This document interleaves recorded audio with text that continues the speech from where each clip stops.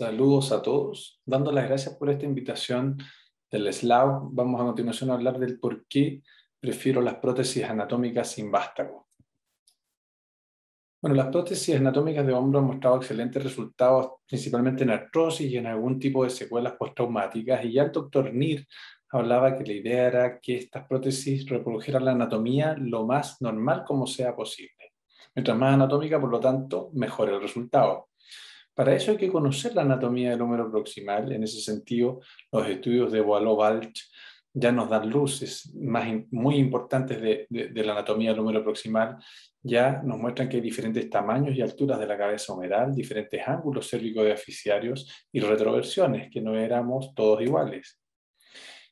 En ese sentido, se empieza a hacer este match entre diámetro y altura de la cabeza humeral y se ven los parámetros de inclinación, retroversión y el offset posteromedial. Y por lo tanto, las prótesis empiezan a tomar esta modularidad y adaptabilidad para reproducir lo mejor posible nuestra anatomía. En esa línea, el offset posteromedial es una gran complicación al tratar de hacer coincidir la anatomía normal de cada uno de nosotros con el vástago y la cabeza humeral. En esa línea, si analizamos cuál es el mejor reparo anatómico, podremos ver que el diámetro y la altura de la cabeza humeral, la inclinación, la retroversión y este offset posteromedial son variables en cada uno de nosotros. Y que por lo tanto es muy difícil, como dice el profesor Boileau, hacer un corte estándar. Es casi imposible.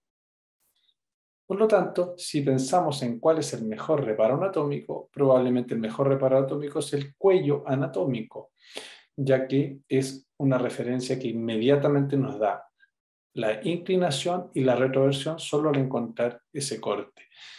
Y por lo tanto, en las prótesis habituales es un problema esta necesidad de hacer coincidir el vástago con la cabeza humeral. Inmediatamente al hacer el corte, al identificar el cuello anatómico de cada uno de nosotros, identificamos la inclinación y la retroversión de cada uno de nosotros.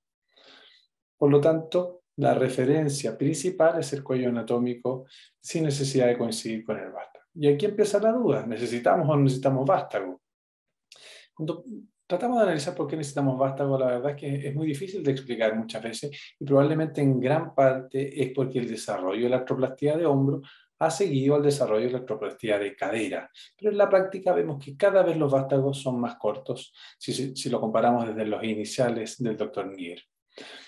Vemos cómo existen distintos sistemas, por lo tanto, de vástago corto o inexistente en este caso, prótesis prácticamente sin vástago.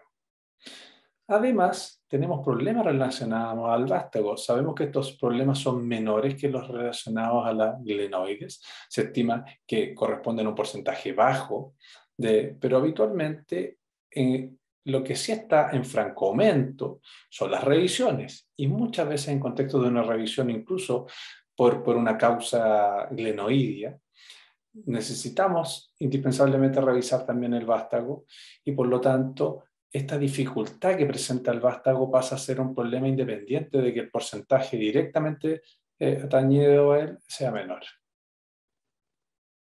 ¿Cuáles son las principales indicaciones de la prótesis en vástago? Bueno, las mismas que cualquier prótesis anatómica. Artrosis centroprimitiva, secuelas postraumáticas y la necrosis vascular, entre otras. ¿Cuál sería la ventaja que tienen estas prótesis sin vástago? Facilita la reproducción de la anatomía, se adaptan mejor a las variaciones postraumáticas que las prótesis con vástago, no son cementadas, por lo tanto tienen menor stress shielding, conservan stock óseo, permiten un recambio bastante más fácil de esta forma y facilitan la exposición glenoidea. La literatura definitivamente las avala, como con buenos resultados y a esta altura a largo plazo. Con respecto a esta adaptación de la anatomía, aquí podemos ver cómo resolvimos esta secuela de fractura el año 2012 con una prótesis con vástago, un resultado que nos pareció satisfactorio, con una función de la paciente razonable. Pero por otro lado podemos ver cómo esta otra secuela de fractura fue resuelta el año 2014 ya con una prótesis sin vástago con un resultado, como vemos, bastante más anatómico. Podemos ver la diferencia, si bien, como ven allí, intentamos jugar con el offset de la prótesis, aún así esta prótesis es bastante menos anatómica que esta. Es decir, claramente se adaptan mejor las prótesis sin vástago, a la anatomía alterada, hoy por hoy habríamos hecho algo como lo vemos allí. Viendo los casos, son muy buenas prótesis para la artrosis centroprimitiva, por supuesto, como podemos ver acá, un caso clásico de artrosis centroprimitiva, y vemos cómo podemos reproducir bastante bien la anatomía con el consecuente muy buen resultado. Al dejar una prótesis anatómica de forma efectiva, identificando el corte del cuello anatómico, esto nos permite recuperar la movilidad, no sobredimensionar el tamaño de la cabeza humeral y dejar en funciones como esta. Aquí vemos otro caso más extremo, paciente con necrosis vascular secundaria a una leucemia, paciente lamentablemente joven. Vemos cómo su movilidad está muy limitada, aquí la imagenología previa, y cómo cobra gran relevancia el hacer una artroplastía lo más anatómica posible. De esta forma, remedando el chentón del hombro, una silueta del todo normal de la cabeza humeral y del hombro proximal. El resultado es bastante satisfactorio en un caso inclusive más grave como este, con una buena recuperación de la movilidad y un hombro que evalúa el 95%. Aquí vemos otro caso, en este caso una fractura del hombro proximal con una secuela, con un mal resultado lamentablemente, como es una movilidad bastante limitada, principalmente con ese bloqueo prácticamente a su rotación externa. Vemos una secuela de una luxofractura en 3 partes en valgo extrema, en paciente todavía no tan añosa. Lamentablemente el resultado era malo. Este es el resultado de la imagenología al ATAC, en que vemos que existe consolidación de la tuberosidad, por lo tanto se interpreta como una secuela fractura tipo 1, en que lo ideal es adaptarnos a esta anatomía sin volver a agredir la tuberosidad. La mejor manera, por lo tanto, nos pareció una artroplastía total sin vástago, de tal forma de poder adaptarnos a esta anatomía y conseguir un resultado bastante satisfactorio, tanto desde el punto de vista imagenológico como clínico, recuperando la rotación externa. Aquí otro caso, una mujer de 56 años con una secuela de fractura tipo 2, es decir, con una luxación inveterada posterior, en este caso de alrededor de 7 meses de evolución, con un hombro que evaluaba 20%. Optamos por una artroplastía anatómica sin vástago. Aquí vemos cierto parte del intraoperatorio para ver el gran defecto alrededor del 40% de la cabeza humeral. Y este fue el resultado final y vemos cómo a 2 meses plazo la paciente ha recuperado la movilidad, ya que reprodujimos del todo la anatomía preexistente, de tal forma de recobrar la movilidad.